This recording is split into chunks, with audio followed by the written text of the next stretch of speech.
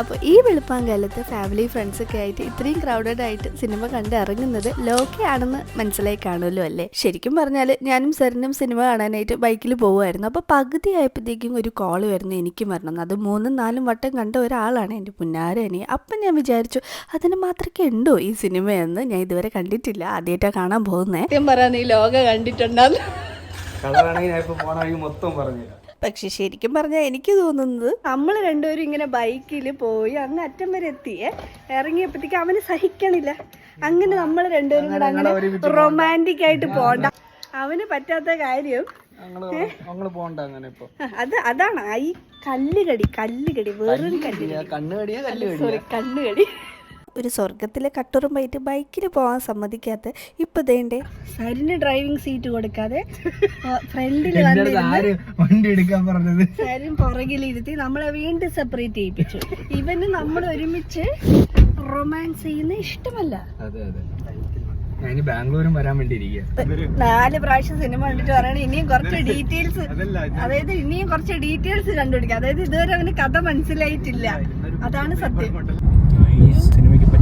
സിനിമയ്ക്ക് പറ്റിയ ആംബിയൻസ് എന്ന് പറഞ്ഞാൽ ഈ പറഞ്ഞ കാര്യം സിനിമ കണ്ടിറങ്ങിയപ്പോഴാണ് എനിക്ക് പിടികിട്ടിയത്.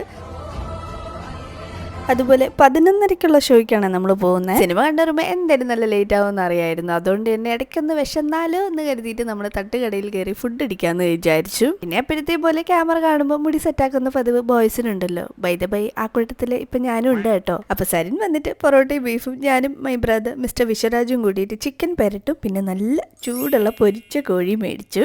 പിന്നെ എൻ്റെ ഡയറ്റ് വന്നിട്ട് ഈ ഒരു 2-2.5 മാസമായിട്ട് ഇതാ ഗവയാണ്. ഇനി ബാംഗ്ലൂർ പോയിട്ട് വേണം എല്ലാം ഒന്ന് തിരിച്ചു പിടിക്കാനായിട്ട്. ബീഫ് കഞ്ഞി പൊറോട്ട. പിന്നെ ടേസ്റ്റിൻ്റെ കാര്യം പറയുകയാണെങ്കിൽ ഈ തട്ടുകട ശരിക്കും പറയാലോ, കുറേ തട്ടുകട ഞാൻ ഇങ്ങനെ കഴിച്ചിട്ടുണ്ടെങ്കിൽ അടിപൊളി ടേസ്റ്റ് ആയിരുന്നു. ഇത് വന്നിട്ട് നമ്മൾ ട്രിവാൻഡ്രം പോകുമ്പോൾ ഫെഡറൽ ബാങ്കിൻ്റെ ഓപ്പോസിറ്റാണ് വരുന്നത്. ആൻഡ് 11:30ക്കുള്ള ഈ ഷോ കാണാനുള്ള തിരക്ക് കണ്ടോ. അങ്ങനെ തിയേറ്ററെത്തി ഈ നടന്നു പോകുന്ന മിസ്റ്റർ വിശ്വരാജ് വേറെ സീറ്റിലായിരുന്നു പുള്ളിക്കാരൻ. അപ്പോൾ സിനിമ കണ്ടിറങ്ങിയപ്പം ഈ മിഡ് നൈറ്റ് ഷോയ്ക്കും ഇത്രയും ഫാമിലി ഇൻക്ലൂഡഡ് ആയിട്ടുള്ള ക്രൗഡ് എന്താണെന്ന് എനിക്ക് മനസ്സിലായി. അതുപോലെ നമ്മൾ കണ്ടിട്ടും കേട്ടിട്ടുള്ള പല കഥകളും പാറ്റേൺസും ഇതിലുണ്ടെങ്കിലും ഇന്ത്യയിൽ ഇത്ര റിയലിസ്റ്റിക് ആൻഡ് ഗ്രൗണ്ടഡ് ആയിട്ട്, അതും ഇത്രയും best technical aspect, cinematography, music and കിടിലം പെർഫോമൻസ്, അതും ഈ ബഡ്ജറ്റിൽ I don't think so any other industry can pull it off.